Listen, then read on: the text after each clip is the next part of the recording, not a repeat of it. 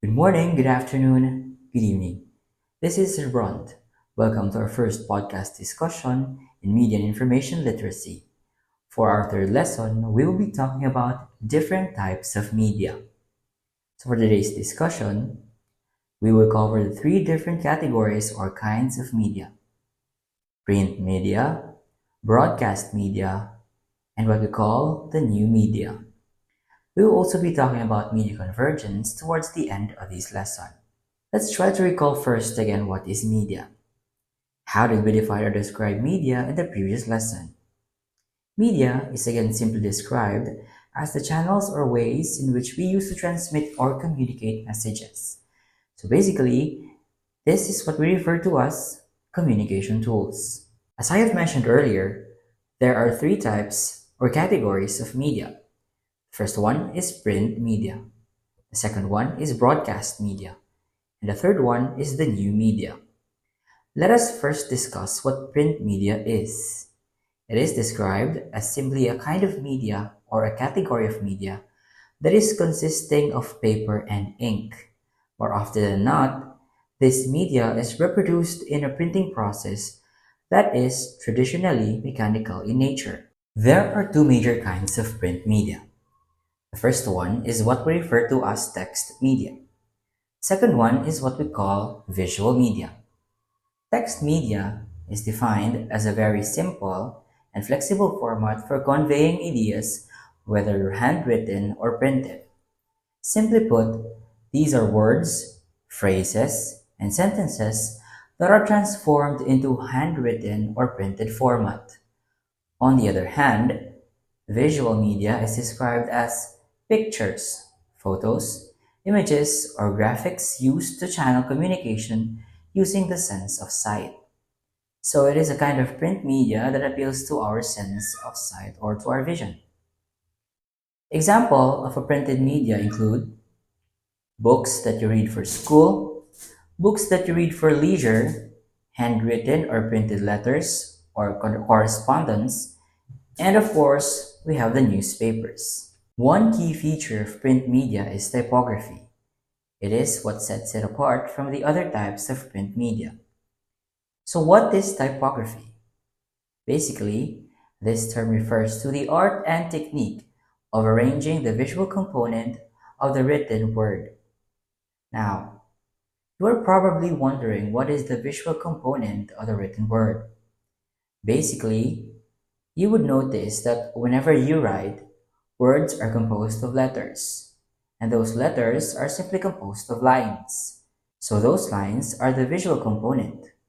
Now these lines forming letters, forming words, forming sentences even, could be illustrated differently.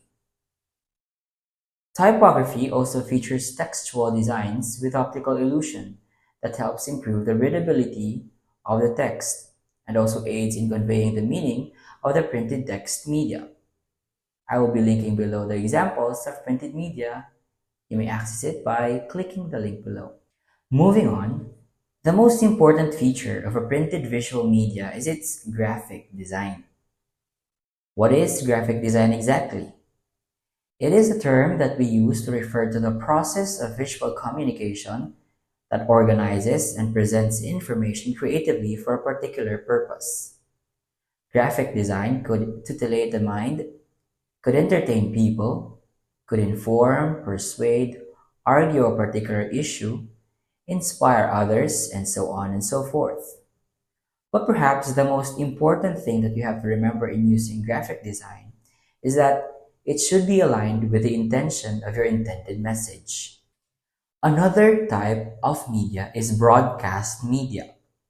Broadcast media is simply the kind of media that reaches target audiences using airwaves as a transmission medium. So basically, when we say broadcast media, we often attribute it to radio and television, and that is usually correct. Here are some types of broadcast media. We have audio media and multimedia. Audio media is simply described as a kind of broadcast media that uses audio or voice recording as a medium in the delivery of information to appeal to the auditory senses. If a while ago printed visual media appeals to sense of sight, broadcast audio media, on the other hand, appeals to your sense of hearing. Simply put, it is something that you hear or listen to. Broadcast multimedia, on the other hand, is simply more concerned with computer-controlled integration of different media types where every information can be stored, communicated, and handled digitally. So, in multimedia, that's why it's called multimedia in the first place because there are multiple types of media being used. It could be visual, it could be printed, it could be audio, and many others that can be combined to create one media product. Some examples are, of course, the radio, a voice or audio recorder, and the television. The third and last type of media is what we refer to as new media. This is the term that we use to integrate the different technologies emerging on one digital platform to organize and distribute content. New media entail the use of different technologies, particularly computers, the internet, and so on and so forth, in order to communicate messages to listeners or to viewers or to media consumers. You probably have encountered several types of new media.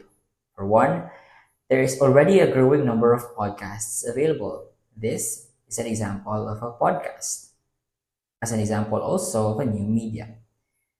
So basically, these are audio recordings of different people talking about different subjects or a variety of subjects, giving out different kinds of information to whoever wants to listen to them. Another type of media are websites that serve as repository for huge and vast amount of information. For example, we have Google. Another as well are augmented reality and multiplayer online games. All of these can now be considered as a form of media convergence. By convergence, we mean the combination of many things to form one.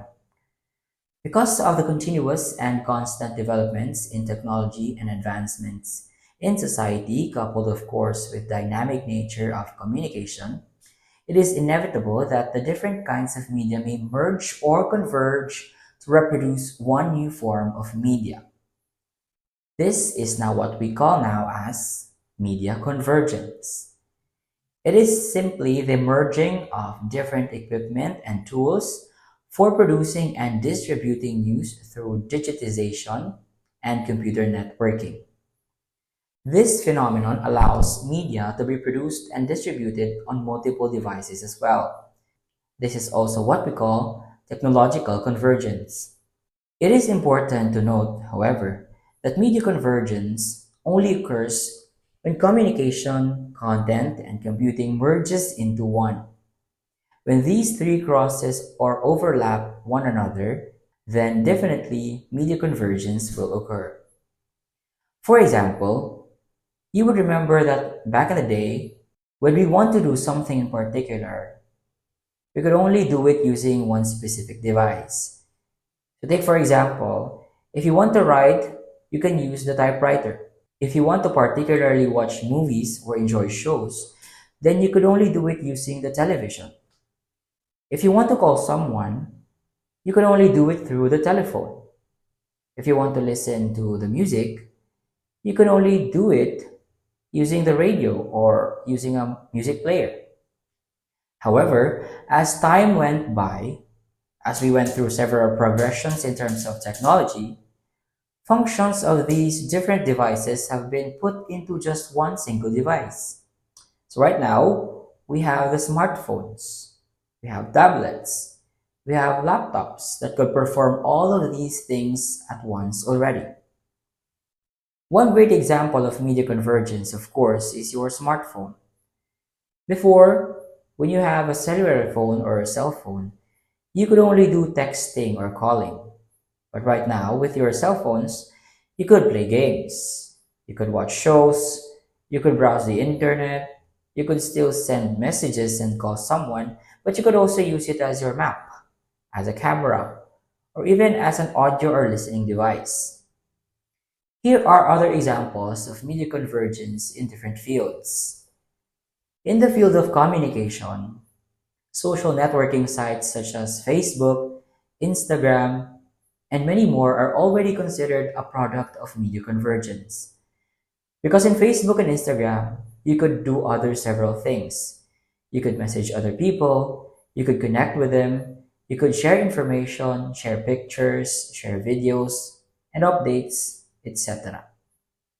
In the field of education, one example of media convergence is the rise of learning management systems or LMS, such as Moodle, Google Classroom, Edmodo, which were very rampant during the peak of the pandemic. In the field of advertising, digitized print ads or advertisements across different platforms are examples of media convergence.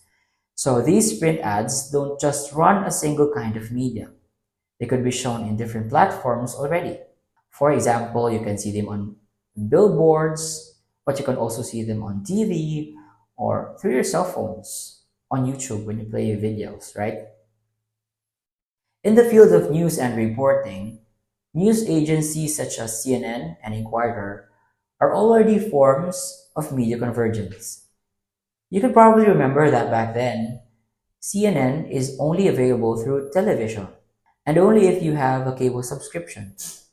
However, right now, with the advent of the internet and the availability of social media, CNN and other news channels have already created their own websites and even Facebook accounts wherein they could also regularly update people without the need for these media consumers to subscribe to a cable TV or even own a TV.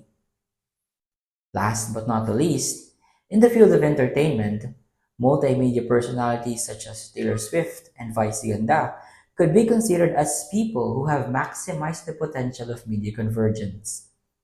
If you would notice, these personalities have not only stuck with one kind of craft, with one kind of platform to reach to their audience, but they have also channeled their talents into different activities. We can see Vice Ganda on TV on a daily basis as Showtime, but sometimes we also see her on YouTube with her vlogs. By that, she uses different kinds of media. Also, Taylor Swift, we know that she's a singer, but she's also a pianist. She does all these things, and that can be considered as media convergence.